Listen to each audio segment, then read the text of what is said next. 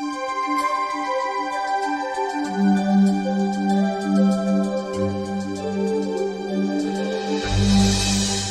Everyone, आपका स्वागत करता हूं मैं अपने YouTube चैनल केमिस्ट्री जंक्शन में। तो आज हम नया टॉपिक स्टार्ट करने वाले हैं, वो है अपना रिएक्शन मैकेनिज्म। और रिएक्शन मैकेनिज्म के अंदर हम पूरी ये सीरीज आने वाली है, जहां पे हम पूरी ऑल नेम रिएक्शंस हैं उसको हम कवर करने वाले हैं। और जहां तक मैं बात करता हूं यहाँ पर कि जो जितने भी रिएक्शंस आने वाले यहाँ पे जो मैं करवाने वाला हूँ, ये मान के चलना CSIR पॉइंट ऑफ व्यू से काफ़ी यूजफुल रहने वाली ये रिएक्शंस है ना। तो यहाँ पे ये कोई भी स्टूडेंट ये मत सोचना, आप एक बार अपने बुक के अंदर जरूर देखना कि ये रिएक्शंस कहाँ से आई थी, ठीक है। तो ये जो रिएक्शंस है लो लेवल से लेके हाई लेवल तक इसको लेके चलेंगे। तो स्टार्ट करते हैं। देखो अपने रिएक्शन मैकेनिज्म, सबसे पहले जो रिएक्शन है वो है स्पाइरो रिएक्शन। और स्पाइरो रिएक्शन के अंदर हम पढ़ते क्या है, देखो अगर हम बात करते हैं यहाँ पे सबस्ट्रेट की, तो सबस्ट्रेट इसमें क्या मिलता है अपने को। देखो यहाँ पे सबस्ट्रेट क्या मिलता है, और यहाँ पे सबस्ट्रेट के रूप में पाया जाता है टोसाइल हाइड्रोजन, टोसाइल हाइड्रोजन, ठीक है। अब अगर हम बात करते हैं यहाँ पे रिएजेंट के रूप में क्या मेंशन किया जाता है, यहाँ पर रिएजेंट, और यहाँ पे रिएजेंट के रूप में मेंशन किया जाता है बेस। और वो भी बेस एक ऑर्गेनिक स्ट्रॉन्ग बेस यूज में लिया जाता है। और यहाँ पे स्ट्रॉन्ग बेस का मतलब ये हो गया कि RLI हो गया अपने पास, या हम इसको BULI भी बोल सकते हैं, और दूसरा हमारे पास है LDA, है ना। ये है एक स्ट्रॉन्ग बेस, जहां पे हम बात करेंगे कि टोसाइल जो स्पाइरो रिएक्शन है इसके अंदर जो रिएजेंट के रूप में मेंशन किया जाता है वो होता है एज ए स्ट्रॉन्ग बेस होता है। वो कौन सा होता है, ऑर्गेनिक। और ये मान के चलना, यहाँ पे देखना इधर कि जो रिएजेंट मेंशन किया जाता है यहाँ पे जो बेस, इसके 2 मोल लिए जाते हैं, हमेशा याद रखना। इस रिएक्शन की खास बात यही होती है कि यहाँ पे जो बेस की यूनिट ली जाती है वो होती है 2 मोल्स, ठीक है। तो उसके बाद हम स्टार्ट करते हैं। यहाँ पे देखो अगर हम बात करते हैं यहाँ पर इसके प्रोडक्ट की, देखो यहाँ पे जो प्रोडक्ट बनता है वो बनता है एल्कीन। ध्यान से सुनना, यहाँ पे कौन सी एल्कीन बनती है, वो बनती है यहाँ पर जेड एल्कीन। जेड एल्कीन की फॉर्मेशन होती है, हमेशा याद रखना है यहाँ पर। और दूसरी बात अगर हम बात करते हैं यहाँ पे,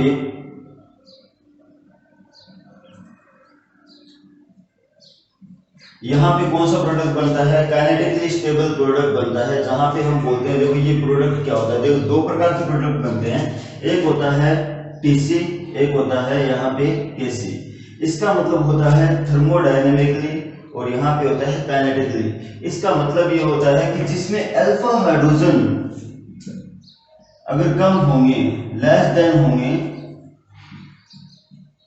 वो होता है कैसे प्रोडक्ट, और यहां पे इसे कहा जाता है हॉफमैन प्रोडक्ट, हॉफमैन प्रोडक्ट, ठीक है। जहां पे अल्फा हाइड्रोजन की संख्या मोर देन होती है, ज्यादा होती है, उसे कहा जाता है आपके सब्जेक्ट नियम के अकॉर्डिंग हम देखते हैं ना, जहां पे अल्फा हाइड्रोजन की संख्या ज्यादा होती है वहां पे कौन सा प्रोडक्ट बनता है, वो होता है TC, यानी थर्मोडायनेमिकली स्टेबल प्रोडक्ट बनता है। तो ये मान के चलना यहाँ पर कि जब स्पाइरो रिएक्शन करेंगे तो आपको ये 4 चीजें यहाँ पे मेंशन होनी चाहिए। सबसे इंपॉर्टेंट बात, यहाँ पे सबस्ट्रेट के रूप में क्या मेंशन होता है, टोसाइल हाइड्रोजन। और यहाँ पे बेस जो रिएजेंट होता है वहां पे बेस के रूप में 2 मोल दिए जाते हैं एक स्ट्रॉन्ग ऑर्गेनिक बेस का, जिसे बोलते हैं RLI या BULI। BULI का मतलब सभी जानते हो, ब्यूटाइल लिथियम है, LDA, है ना। अगर हम प्रोडक्ट की बात करते हैं तो यहाँ पे एल्कीन बनती है। वो एल्कीन कौन सी बनती है, जेड एल्कीन, और जो मैंने आपको ऑलरेडी करवा चुका हूँ स्टीरियो केमिस्ट्री के लेक्चर में। अगर किसी ने वो लेक्चर नहीं देखा है तो प्लीज वो जाके देखिए, जहाँ पे मैंने जेड एल्कीन और ई एल्कीन को काफी मतलब एक ट्रिक के द्वारा इसको सोल्व करवाया कि ई एल्कीन क्या होती है, जेड एल्कीन क्या होती है, ठीक है। तो स्टार्ट करते हैं। देखो इसका सबसे पहले हम बात करेंगे इसके मैकेनिज्म भी ध्यान से देखना।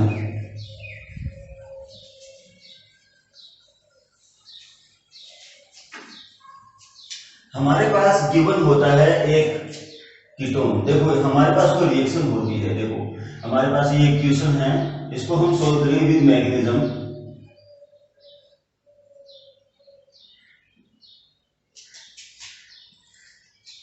फर्स्ट नंबर गिवन होता है TSNH, आपको पता है हाइड्रोजन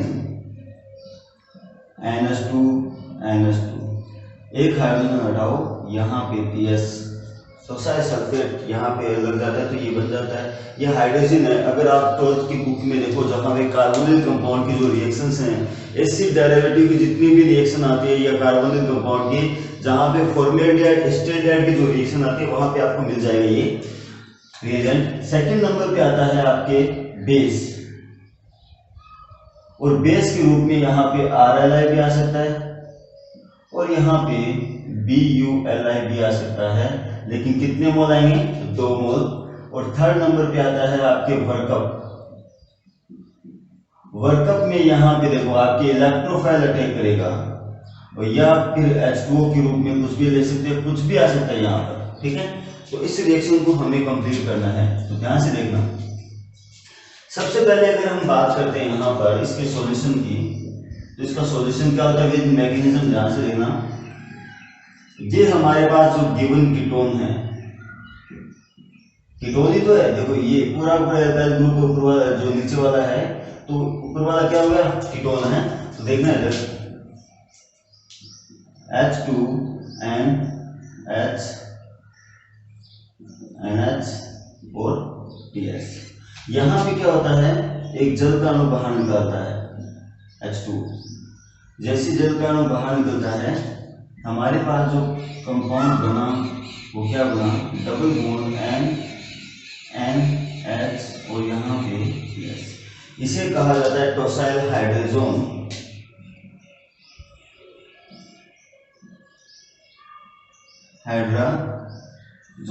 ध्यान से सुनना एक बात कि जब भी आपको या तो कोई किसी रिएक्शन के अंदर ये डायरेक्ट दे देगा या फिर आपसे वो बनवाएगा, तो ये मान के चलना अगर ये मेंशन करके मिला है तो वहां पे स्पाइरो रिएक्शन होने वाली है। तो सबसे पहले याद रखना यहाँ पे टोसाइल हाइड्रोजन। आगे वाली कंडीशन देखना यहाँ पर। अब क्या करेगा? बेस आएगा, स्ट्रॉन्ग बेस RLI। वो क्या करता है? देखो RLI चाहे BULI कुछ भी मिल सकता है यहाँ पर। वो क्या करेगा? हमेशा H+ आयन को लेगा, और यहाँ पे देखो एसिडिक H+ आयन, देखो यहाँ पे भी हाइड्रोजन एटम है, देखना यहाँ पर भी हाइड्रोजन एटम है, और यहाँ पर भी है, और यहाँ पर भी है।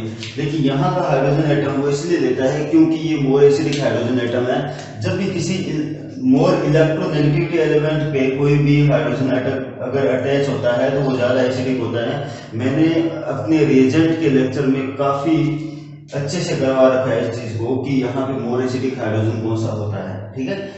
तो देखना इधर जब H+ आयन वो लेगा तो आपको पता है कि जो बेस होता है वो उस पे खुद पे कौन सा चार्ज होता है? नेगेटिव। तो ऑब्वियसली जब H+ आयन को लेगा यहाँ पे पॉजिटिव को ही लेने वाला ना, तो यहाँ पे नाइट्रोजन पे कौन सा चार्ज आ गया?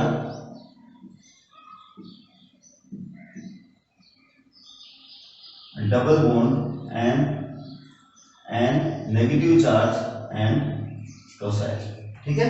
ये बन गया अपने पास। अब क्या होता है सेकंड नंबर पे जो बेस है RULI, जो बेस है वो वापिस रिएक्शन करेगा। देखो आप इसका जो लिथियम एटम है इसको यहाँ पे आप एडजस्ट भी कर सकते हो, इससे कोई फर्क नहीं पड़ने वाला, ठीक है। देखो अब मैंने क्या बोला था कि ये हाइड्रोजन भी एसिडिक है, ये हाइड्रोजन भी एसिडिक है, यहाँ पे सेकंड नंबर हाइड्रोजन। अब देखना इधर, अगर किसी स्टूडेंट के दिमाग में ये चीज आती है कि सर यहाँ पे भी हाइड्रोजन एटम है और यहाँ पर भी है, यहाँ पर भी है और यहाँ पर भी है, अब चारों हाइड्रोजन में से कौन सा हाइड्रोजन वो रिमूव करेगा, वो इंपॉर्टेंट बात है। अगर यहाँ से हाइड्रोजन को निकालता है तो इसका कोई मतलब नहीं रहता। देखना इधर, अगर यहाँ के नेगेटिव चार्ज आने पर इसका कोई रेजोनेंस नहीं होता है, यहाँ पर वो स्टेबल ही नहीं है। अगर हम यहाँ पे बात करते हैं, अगर H+ आयन अगर यहाँ से लेता है चाहे यहाँ से ले, तो तो जब नेगेटिव चार्ज आएगा तो आराम से स्टेबल हो जाएगा यहाँ पे रेजोनेंस के थ्रू। तो यहाँ से जो RLI होता है या तो ये H+ आयन निकालेगा या फिर ये H+ आयन। तो हमने क्या किया, यहाँ का H+ आयन बाहर निकाल दिया। जैसे H+ आयन बाहर निकला तो हमारे पास जो सबस्ट्रेट बना वो क्या बना, double bond an negative charge TS और यहाँ पे आ गया नेगेटिव चार्ज। ठीक है, अब यहाँ पे लिथियम को एडजस्ट कर सकते हो, इससे कोई फर्क नहीं पड़ने वाला। अब आपको पता है यहाँ पे रेजोनेंस में पार्टिसिपेट करता है, जैसे रेजोनेंस में पार्टिसिपेट करेगा तो ये इलेक्ट्रॉन यहाँ पे गए, ये डोसाइल जो ग्रुप है ये बाहर निकल गया। तो अपने पास जो कंपाउंड बना जो बाहर निकला वो क्या था, डोसाइल, और अपने पास जो कंपाउंड बना वो क्या बना, डबल बॉन्ड एंड यहाँ पे सिंगल बॉन्ड आ गया और यहाँ पे डबल बॉन्ड, यहाँ डबल बॉन्ड और यहाँ पे आ गया नेगेटिव चार्ज। देखो ये तो स्टेबल है ना नेगेटिव चार्ज, इस पर कोई इफेक्ट नहीं पड़ा, वो देखना है। ये नेगेटिव चार्ज वापिस रेजोनेंस में इन्वॉल्व होता है। तो ये जो पाई बॉन्ड है वो ध्यान से देखना, ये पाई बॉन्ड इस बेंजीन रिंग के ऊपर ही स्टेबल रहते हैं यहाँ पर। तो हमारे पास जो कंपाउंड बना वो क्या बन गया, नेगेटिव चार्ज और ये डबल बॉन्ड। अब इंपॉर्टेंट बात ये होती है यहाँ पर कि अब इसके पास कोई भी अगर हमारे पास वर्कअप करवाया जाता है, अगर कोई इलेक्ट्रोफाइल है तो वो आराम से इसके ऊपर अटैक कर सकता है, H2 दिया है तो यहाँ पे अटैक कर सकता है। यहाँ से भिन्न भिन्न प्रकार की रिएक्शन हमें मिलती है। तो एक चीज देखना है यहाँ पर, अगर हमने यहाँ पे वर्कअप करवाया या इलेक्ट्रोफाइल इस पे अटैक करवाया तो हमारे पास जो फाइनल जो प्रोडक्ट बना है वो क्या बन गया, इलेक्ट्रोफाइल। ये हमारे पास इसका फाइनल प्रोडक्ट बन गया है। इसे कहा जाता है हॉफमैन प्रोडक्ट।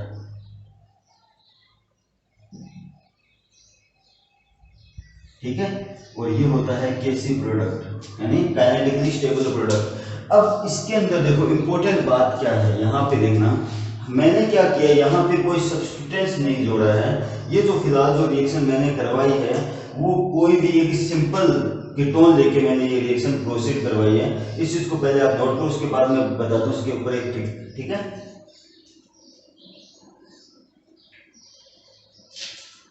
तो वीडियो को पॉज करके आप लोगों ने यहाँ पे इस चीज को मेंशन कर दिया होगा। अब देखो इधर, अगर मैं यहाँ पर कोई मिथाइल ग्रुप अटैच कर देता हूँ तो देखना है हमारे पास यहाँ पे आ गया मिथाइल ग्रुप, यहाँ पे आ गया मिथाइल ग्रुप।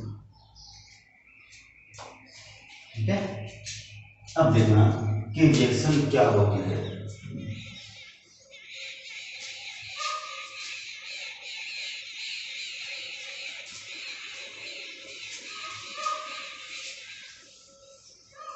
देखो अगर मिथाइल ग्रुप यहाँ पे अटैच हो जाता है तो यहाँ तक ये रिएक्शन वैसी वैसी रहने वाली है। अब जो हाइड्रोजन जो बेस आएगा वो क्या करेगा वो देखना है। यहाँ तक देखना, जो बेस आएगा RLI बेस, वो क्या करेगा, इसके पास दो पॉसिबिलिटी है, या तो वो इस हाइड्रोजन एटम को निकाल दे या फिर यहाँ का हाइड्रोजन एटम रिमूव कर दे। तो देखना है अगर मैं इसको A मान लेता हूं और इसको अगर मैं B मान लेता हूं तो स्टार्ट करते। देखो सबसे पहले हम A की तरफ से स्टार्ट करते हैं। जैसे मैंने यहाँ पे A की साइड से, देखो मैं इस चीज को यहाँ पे खत्म कर रहा हूं, दो प्रकार के A एंड B। देखना जैसे मैंने A की साइड से हाइड्रोजन एटम को हटाया है तो हमारे पास जो कंपाउंड बना है सबस्ट्रेट वो क्या बना, मिथाइल ग्रुप, और इस पे आ गया नेगेटिव चार्ज। देखो इस चीज को मैं यहाँ पे कंप्लीट कर देता हूँ। देखो यहाँ से स्टार्ट करते हैं, वो वापस मैं लिखता हूँ यहाँ पर, मेरे पास मिथाइल ग्रुप है और डबल बॉन्ड एन, और यहाँ पे एन नेगेटिव चार्ज, और यहाँ पे आ गया टोसाइल ग्रुप, और यहाँ पे पे बस इतनी कुछ है। अब देखो इधर दो प्रकार के प्रोडक्ट बनते हैं। मैंने यहाँ पे आपको बताया था अभी थोड़ी देर पहले, इसमें दो प्रकार के प्रोडक्ट हैं, दो प्रकार की कंडीशन क्या क्या बनती है। सबसे पहली कंडीशन कि जो बेस है RLI, जो बेस है RLI, अब इसके पास दो प्रकार के हाइड्रोजन एटम यहाँ पे प्रेजेंट है। एक तो हाइड्रोजन ये है, दूसरा हाइड्रोजन ये है। अगर मैं ये मान के चलूं कि जब ये हाइड्रोजन एटम का यहाँ का हाइड्रोजन एटम निकालता है तो मैंने मान लिया इसको A, और जब यहाँ से हाइड्रोजन एटम को रिमूव करेगा तो मैंने मान लिया B। तो यहाँ पे A एंड B से कौन कौन से प्रोडक्ट मेंशन होते हैं वो देखना। सोचने वाली यहाँ पे बात है, देखो इंपॉर्टेंट यहाँ से स्टार्ट होता है। वो तो सबसे एक सिंपल सा कीटोन दिया था, अगर यहाँ पे कोई सब्स्टिट्यूएंट्स मेंशन हो जाता है तब हम क्या करते हैं वो देखने दो। जैसे एक ही साइड से हमने हाइड्रोजन एटम को हटाया तो हमारे पास जो कंपाउंड बना वो क्या बना, देखने दो, double bond and negative charge, और यहाँ क्या गया टोसाइल, और यहाँ पे मिथाइल ग्रुप, और यहाँ पे आ गया नेगेटिव चार्ज। ठीक है, अब क्या हुआ, रेजोनेंस हुआ, ये इलेक्ट्रॉन यहाँ पे गई और ये टोसाइल ग्रुप बाहर निकल गए PS। ठीक है, अब देखना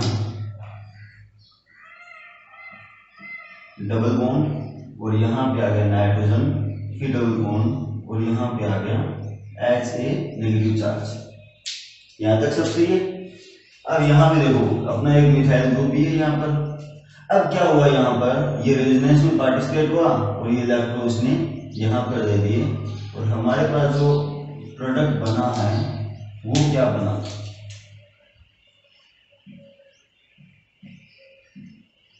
मिथाइल ग्रुप, और यहाँ पे आ गया नेगेटिव चार्ज, और यहाँ से N2 गैस बाहर निकली, नाइट्रोजन गैस बाहर रिलीज हो गई। अब देखना कोई वर्कअप करवाते हैं हम H2O का, तो इसका H+ आयन इसको जब दिया जाता है तो हमारे पास फाइनली ये बन जाता है ना, यहाँ पर ये बन गया अपने पास।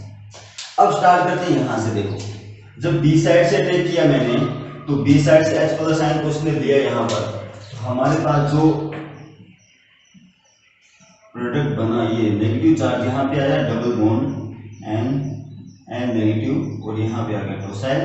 जब यहाँ पे रेजोनेंस हुआ तो ये इलेक्ट्रॉन यहाँ पे गई और ये टोसाइल ग्रुप बाहर निकल गया। जैसे टोसाइल ग्रुप बाहर निकला, टोसाइल ग्रुप, तो हमारे पास जो सबस्ट्रेट बना है वो क्या बना, डबल बॉन्ड, और यहाँ पे N double bond negative charge.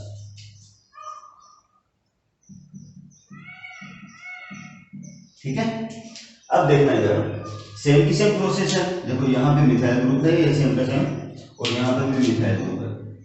Resonance हुआ वापिस और ये इलेक्ट्रॉन यहाँ पे आए, तो हमारे पास जो फाइनल जो प्रोडक्ट बना है वो क्या बना, वर्कअप के दौरान भी अगर हम बात करते हैं डबल बॉन्ड मिथाइल ग्रुप, और यहाँ पे आ गया अपना नेगेटिव चार्ज।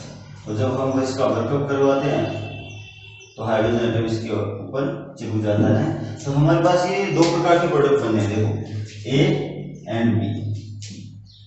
अब दोनों में से कौन सा स्टेबल है वो देखना इधर।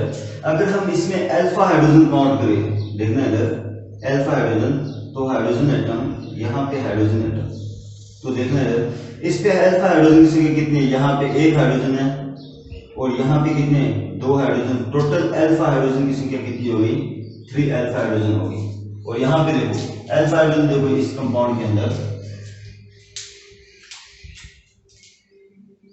मिथाइल के पास 3 हाइड्रोजन होती है, और यहाँ पे चले हम 2 ये हो गई, और यहाँ पे चले अगर हम यहाँ पर 2 ये हो गई।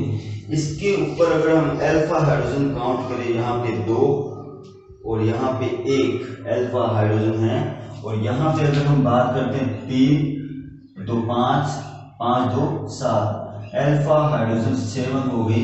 तो मैंने आपको तो ये बोला था ना कि इसके अंदर टोसाइल हाइड्रोजन यानी स्पाइरो रिएक्शन के अंदर जहां पे अल्फा हाइड्रोजन की संख्या कम होगी यानी वो होता है केसी प्रोडक्ट यानी होफमैन प्रोडक्ट, और जहां पे अल्फा हाइड्रोजन ज्यादा होगी वो होता है थर्मोडायनेमिकली स्टेबल, और इसे कहा जाता है लेस स्टेबल कंपाउंड। और ये होता है आपके more stable compound as a spiro reaction. Spiro reaction के अकॉर्डिंग कौन सा स्टेबल कंपाउंड होगा, ये मोर स्टेबल हॉफमैन प्रोडक्ट वाला। तो मेरी बात ध्यान से सुनना, यहाँ पर आपके दो प्रकार की आपके यहाँ पे क्वेश्चन जो आपके क्वेश्चन आएगा उसमें दो प्रकार के ऑप्शन मिलेंगे, ये भी मिलेगा और ये भी मिलेगा, लेकिन आपको कौन सा करके आना, यहाँ पे जहाँ पे अल्फा हाइड्रोजन की संख्या कम होगी वो ही सबसे ज्यादा स्टेबल कंपाउंड बनेगा। इस स्पाइरो रिएक्शन के अंदर हमने मैकेनिज्म ये देखा कि इसकी जो रिएक्शन होती है इसमें क्या यूज में लिया जाता है, दो इक्विवेलेंट बेस यूज में लिया जाता है और टॉसाइल हाइड्रोजन जो होता है इसका सबस्ट्रेट होता है। ये जो रिएक्शन है काफी यूजफुल रहने वाली है सीएसआई या नेट पॉइंट ऑफ व्यू से। इसके गेट में भी क्वेश्चन आते हैं, बहुत सारे क्वेश्चन आते हैं, आप एक बार चेक कर लेना। तो यहाँ तक हमने ये देखा कि इसकी मैकेनिज्म कैसे होती है। इसके जो जितने भी क्वेश्चन हैं अपने जो नेक्स्ट लेक्चर है उसके अंदर हम इसके क्वेश्चन करेंगे रिलेटेड जितने भी क्वेश्चन हैं, ठीक है। तो thank you for watching chemistry junction.